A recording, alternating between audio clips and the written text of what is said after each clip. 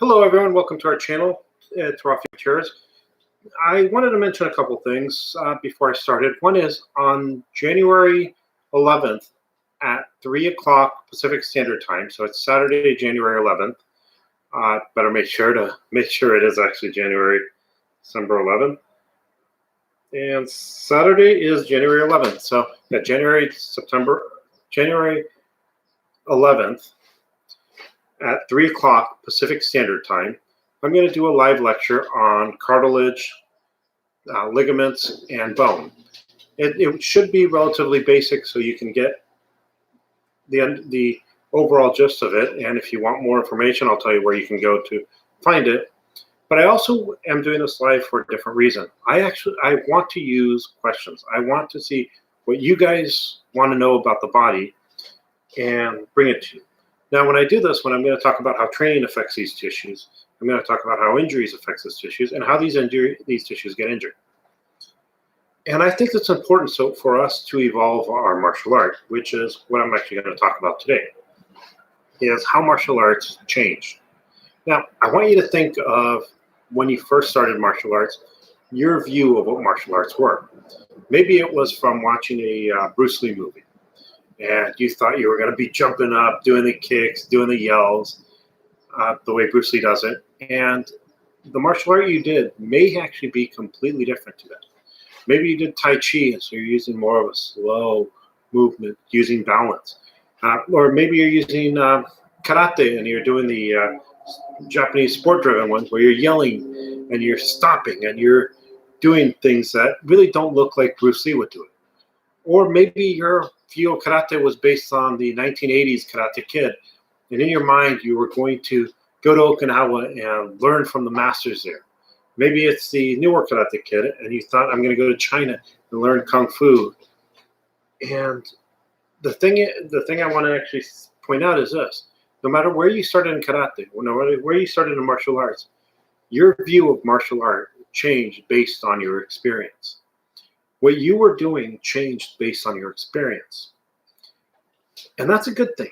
As we get older, what we understand, hopefully, as we get older, we are able to see more of the picture of what's going on in the world. We're able to see what is worthwhile for us and what isn't.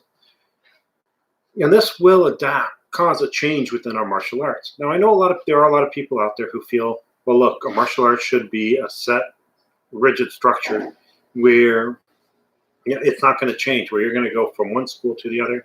Things are going to be identical. And the truth is, it's not. I will say my experience with education, not just martial arts, but universities and colleges, I found that depending on the college, the instructor, pretty much the college instructor location, the same class could be completely different. I had a student one time who came in who told me that their original anatomy class was basically a 3-month bone class. They didn't talk about anything but bones. I found out later it wasn't just that. What they did is they talked about bones for 2.5 months and through every other system the last month. Well, that's how some people teach. Some people try to teach mostly nerves, and they go in that. And so depending on where you go to college, depending on what you actually learn, that's my laundry, your class, even in academia, will be completely different. You think about it, not dealing with anatomy and physiology. If you think about English, if you take an English class, you're going to read different books. You're going to experience different things. You're going to actually have a different class, even if it has the same number. Now, a lot of people do want the factory structure where you get one box and everything's the same, and it can happen. And the truth is, with technology, we can actually make that happen. I actually used to tell my students that I have a job that could easily be replaced by a machine. I mean, someone can actually do exactly what I'm doing now for any biology class. They can talk into a computer, and people around the world can watch and decide what they want to ask, maybe text, and we can have a artificial intelligence algorithm take your question and answer it based on a lecture. I mean, that may be the future of academia, especially as we start going to a academic setting where administrators are trying to make every class identical, whether it works or not. And if you want to ask me about that, I will answer a little more. But that's one of the things that is a thing. There is a lot of technology, and how we learn has actually changed.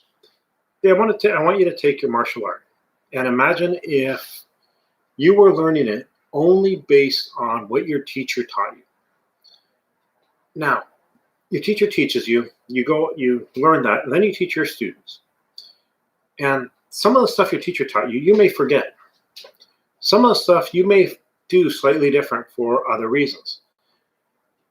But the thing is, just like playing telephone when you were a kid, what you teach your students is going to be different than what your teachers taught you. We now have technology, and we can make it a factory product where everything is identical. We can take cameras and videotape every lesson, and that way we can have a martial art class which is identical everywhere.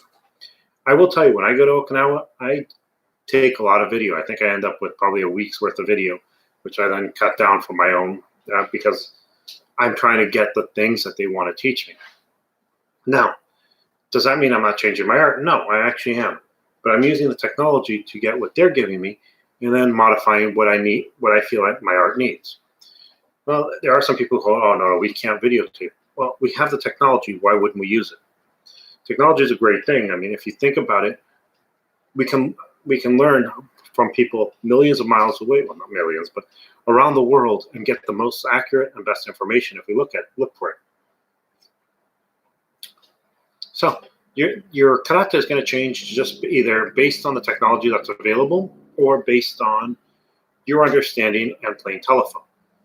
The other thing that happens is sometimes people do tournaments. And I'm not saying this is good or bad. I'm just saying that a lot of times when people do tournaments, they change their martial art to fit to the tournament rules. I mean, why wouldn't you? If you're trying to win a tournament, don't you want to do what you need to win, as long as you're not cheating? And that's one of the changes that we do have.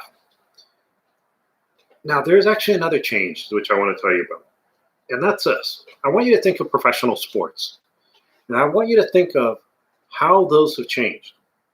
I mean, if you look at marathon times, for instance, you'll see that we have faster and faster people. Someone was telling me that in some races, what were considered great times 50, 60 years ago are now considered average times. What this means is the physical level that humans have gotten has actually gotten to a point where what's considered a champion 50, 60 years ago now is an average competitor. That tells you a lot. And the question we should ask is why? And the answer is really obvious. If you actually go to any of the training centers for athletes, they have nutritionists, dietitians to make sure they have an ideal diet for the activity they do. They have people studying training methods to make sure that they do training that doesn't hurt their body, but helps them improve. This actually has a lot of other things. You now have faster healing times. You have less fatigue. You have less breaks. And by the way, in the lecture I'm going to do, conversation, I guess I should say, I'm going to do on the 11th, I am going to talk about how fatigue causes fractures, breaks in cartilage, and long-term damage. We can actually understand this, and instead of trying to just muscle through something, we can end up getting better training. Now, if we're doing that, then the training we do in martial arts will change. There's another reason for change. There's another reason that this is important besides just keeping ourselves and our students healthier. By actually taking the medical data that's out there, understanding how the body works and how it doesn't work, we can stay relevant. And that's actually something that I think is important for us. I mean, back in the day, you did have people would go to tournaments and people would win. And karate works because I won a tournament, or taekwondo would work because I won a tournament. Now we have MMA, which has, I hate to say it, but it's a more realistic fight scenario. I don't know why I hate to say it, but it's a more realistic fight scenario than what we see in tournaments. And so this is actually where we're going. This is where martial arts are going to go if we don't have something better, something else to offer. Now, MMA can actually use the same things we are, looking at the data and everything, and seeing what techniques work, what techniques don't, especially for the sport. And so the thing is, we actually are going to be changing stuff. And we have to, it doesn't matter if we're trying to keep it perfect. Change is going to happen.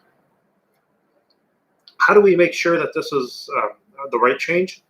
I think the big thing is to look at technology, look at the information that's out there, and use that to guide the evolution of our style. I will tell you guys this. I've noticed that there are certain things that has happened in all societies. A lot of us don't want to change because we romanticize the past. I actually saw someone who was a student of us. Well, it was one of my teacher's students talking about how our teacher had never changed anything. He was just going back to the original versions of how he did stuff. As one of my teacher's students, I actually can tell you, he told me specifically, I am changing stuff to make it more practical based on what he actually understood. And so people were changing stuff. People have always changed stuff. If you look at the Pinan katas, you see changes between one generation. I don't know what Itosu originally taught, but we see that the styles that came after him that were present when he was still alive, they changed the way they did the katas. And it's actually the students who are kind of saying, no, we're the only ones who are doing it right. With getting the information, getting the right scientific information, we can actually evolve, and we can say, this is why this works. This is why we're doing what we're doing. And not just, oh, well, we're just going to train. I always love the people say, oh, just shut up and train. That's all you have to do. Just punch 100 times and magically what you're doing will come to you. You have to actually go out of your comfort zone and study a little more, especially if you want your art to evolve.